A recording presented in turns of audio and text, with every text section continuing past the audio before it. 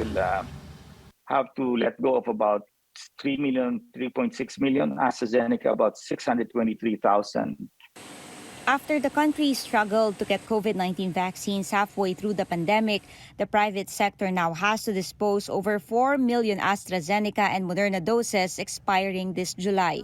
Former Task Force Against COVID-19 advisor Ted Herbosa blames the Health Department for failing to mobilize resources this pandemic.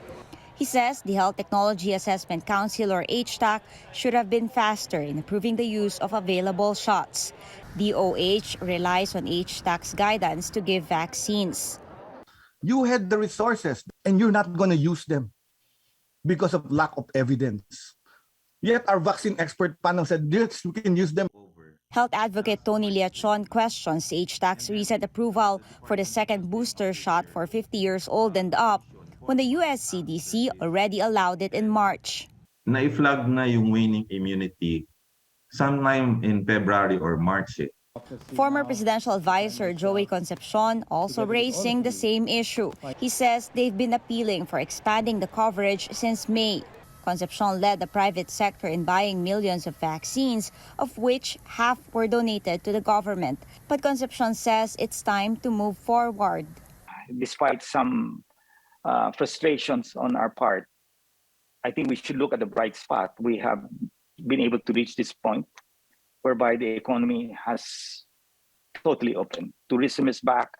He laments the health secretary should have been on top in maximizing every single drop of vaccine. Maybe we could avoid something like this from happening again.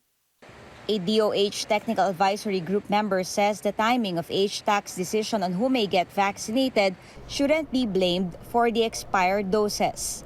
Kung hindi, dahil nagkaroon tayo ng gaps doon sa pagro-roll out or pagtanggap ng mga tao for their first dose, for the primary series, for their first booster. In a statement, HTAC said it makes recommendations based on scientific evidence, and expiration is not enough reason to push for vaccines. HTAC says it looks at safety, efficacy, and cost-effectiveness of vaccines. Carolyn Bonquin, CNN Philippines.